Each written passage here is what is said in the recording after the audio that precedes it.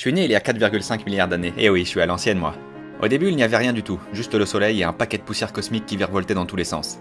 Au fil du temps, cette poussière, sous l'effet de la gravité, s'est rassemblée pour former une énorme boule. Et me voilà, joli hein, la planète Terre. Au début, je ressemblais à ça. Il y a eu du changement, pas vrai? Faut bien suivre la mode. À l'époque, il faisait hyper chaud, plus de 4000 degrés. J'étais rempli de lave parce que je me prenais constamment des astéroïdes, donc forcément, c'est pas étonnant. Quand j'ai eu environ 50 millions d'années, j'ai pas eu de cadeau comme les autres. Enfin si, mais mon cadeau, c'était un énorme truc qui venait vers moi à toute vitesse. Une protoplanète. J'ai commencé à flipper parce que je me dis que si je la prends dans la tronche, je vais le sentir passer. C'était Theia, une énorme boule qui fait la taille de Mars. Bon bah inévitable hein, je l'ai pris en pleine face, ça a foutu un bordel pas possible. Plein de débris partout, ça m'a fait mal, très mal. Mais bon, c'était un mal pour un bien parce que cette méga collision a permis de créer ma meilleure pote, la Lune. Les débris ont fini par se rassembler pour la former, et depuis on est inséparables. Elle n'a pas arrêté de tourner autour de moi, enfin une superbe amie. Les bombardements de météorites ont continué, encore et encore.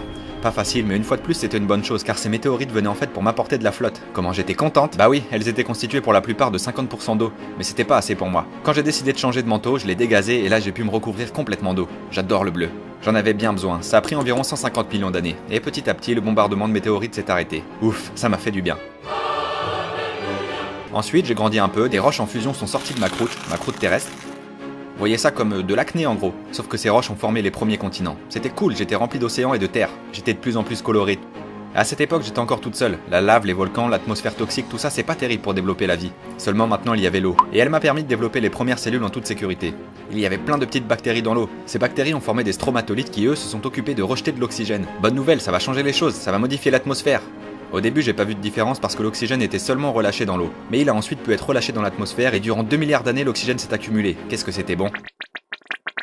Après, pendant ma crise d'adolescence, mon continent s'est séparé en deux. Ça a encore généré de nombreux volcans, des gros boutons là. Ces volcans ont relâché beaucoup de dioxyde de carbone dans l'atmosphère et ça a entraîné une grande baisse de chaleur. Et c'est là où j'ai vécu ma première période glaciaire. Ça caillait sec. Ça a duré de longues années et je me suis ensuite réchauffé et la glace a lentement fondu. Heureusement, mes petites bactéries avaient survécu au grand froid.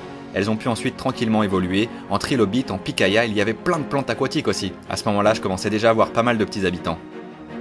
Ensuite, ma couche d'ozone s'est formée, et une fois formée, la vie a pu naître. Des créatures qui à la base passaient leur temps dans l'eau ont fini à en passer plus dehors. Des tétrapodes, insectes, des reptiles, et quand la vie s'est bien développée, il a fallu qu'ils crèvent tous. J'étais vraiment très triste. Il y a eu une longue période de pluie acide, presque tous mes habitants sont morts.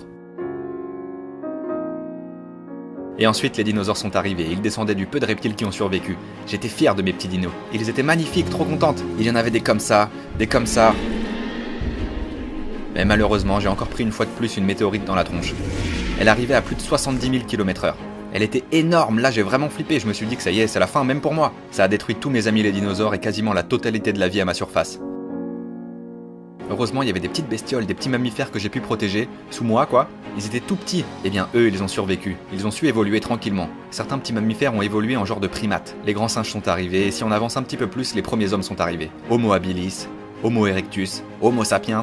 Maintenant, la vie suit son cours et mes petits humains n'arrêtent pas de faire des découvertes. Ce sont des adorables malades. D'autres découvertes me font assez mal, mais bon, je ne vais pas rentrer dans les détails parce qu'ils ne sont vraiment pas là depuis longtemps. Sur l'échelle de ma vie, les premiers hommes arrivent là. Maintenant, la vie suit son cours.